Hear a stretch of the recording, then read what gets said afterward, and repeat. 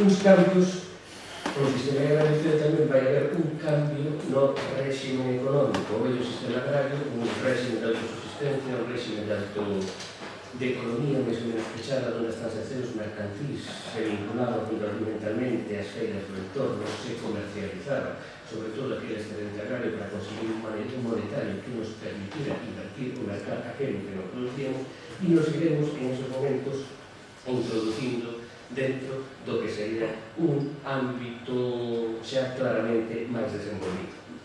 Veremos como nestes momentos, neste mapa de cidade demográfica comarcal en 1960, se vai a ir vencellando fundamentalmente, como podemos observar, Golfo Arta ao norte, o ámbito das Rías Baixas, ou algunhas comarcas eminentemente agrarias que xa tiñan un desenvolvemento especializado ao longo destes anos. O cambio se opera de dos xeitos. Por unha banda, vamos a ter un proceso de industrialización gracias aos polos primeiros de Coruña e Vigo, con posterioridade se ampliaría o de Vilagarcía, coa aparición dos polígonos, esos polos que se materializarían en polígonos, pero coincide este cambio tamén con un forte éxodo migratorio. Un éxodo migratorio que abandona a media corriente marina. Iniciamos en esos momentos cara Europa, os vecinos países europeos, comeza tamén un importantísimo éxodo agrario cara as vilas, moi importante, por certo, teríamos que encarir por todo ese movimento que se vai a operar cara a outras comunidades do Estado, como foi o caso de Cataluña, Euskadi ou o ámbito de Madrid. En definitiva, síntoma de cambio sería, ou un dos exponentes de cambio, desa transformación que se queda no mundo rural, vai ser esos movimentos migratorios que, en definitiva, tamén, como os que temos hoxe en día, nos están a falar da situación que tiñamos na Galicia daqueles anos. Unha Galicia que se está industrializando, unha Galicia que se vai progresivamente terciarizando o tempo, que tamén vai acadando un nivel importante dentro do que o secundario. Quizás esos datos que teñen aí diante nos ponen de manifesto que no marco dunha migración secular son a década dos 50, 60 e en menor medida dos 70, a partir da crise dos 73 iniciaríamos unha ralentización forte, que serían as etapas masivas de saídas constante dentro de Galicia.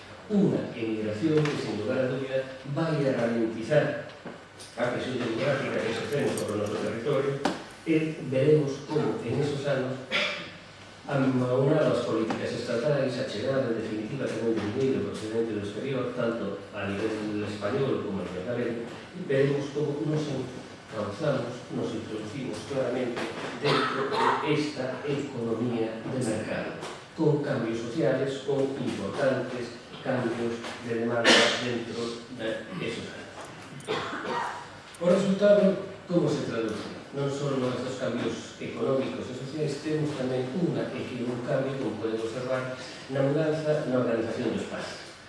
Deixamos a vida lógica rural vencellada clarísimamente sobre esa unidade secular que non reconhecimos legalmente, que é a parroquia, e iniciamos unha nova lógica, que é a lógica urbana que vai a funcionar dentro do noso territorio.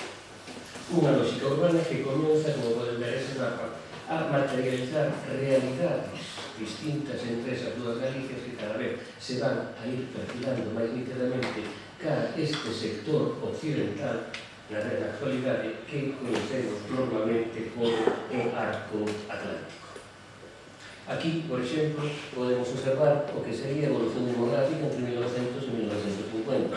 Ese aumento de poboación que se focaliza en esa Galicia occidental, por chamarlle de algún xeito, frente a esa Galicia interior que xa desde principios do século comeza unha dinámica regresiva, salvo pequenos enclaves, ou salvo a cambios importantes que se poden operar por o norte de Lugo a instantes de procesos de industrialización. O caso da Mariña é un exemplo moi claro.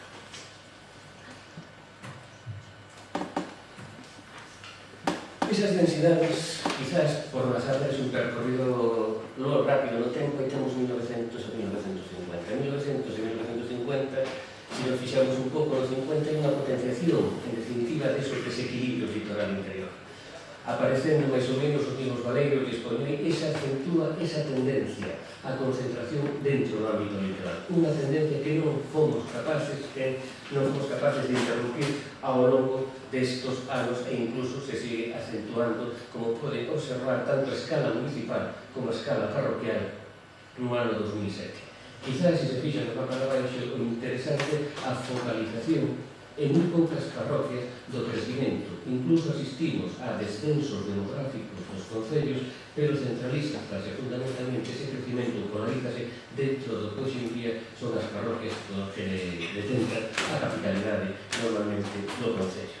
Creo que o segundo é bastante elocuente dentro do marco das 3.000 e pico de parroquias que temos que tamén serían obxecto algún día, espero, de reestructuración.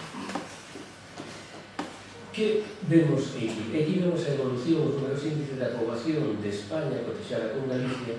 A superior sería a de España, a de Galicia, como poden observar, con referencia a 1900, nos vamos a topar que a cuarta línea que temos aí, a máis oscura, e vemos que frente ao crecemento, a dinámica de crecemento forte que temos en España serán esas dúas provincias litorales, aí nos está dando os índices claramente frente ao caso de Galicia, que ten unha tendencia muitísimo máis ralentizada en comparación con España, ímonos separando paulatinamente a dinámica galega do que a dinámica do Estado, e as dúas provincias do interior, pero que claramente podemos observar e non é necesario moito máis comentario. Pero neste marco que asistimos, a perda, en definitiva, do peso que imos a ter en estes anos, do que o peso da poboación galega dentro do marco do Estado español. Paulatinamente, desde 11% do PNI que tiñamos en 1900, hoxe, en día, a 2009, prácticamente estamos rondando en torno ao 10%, 5 puntos, que me parece que un espacio tremendamente importante. O que sí, as grandes protagonistas destes anos van a ser as nosas cidades. Protagonistas son as nosas cidades, Santiago, Coruña, Vigo, Ourense, Lugo, Pontevedra. O caso do Ourense, vemos que o Valeiro vai entenderse a unha forte concentración da poboación dentro do que a capital, o mesmo poderíamos decir, e Ferrol a deixaríamos aí aparte, porque desde seus orígenes, desde Carlos III, nos imos a topar unha cidade vencellada a unha industria naval, e as crisis da naval, os procesos de reconversión nos explican esa perda demográfica continuada que estamos a ver.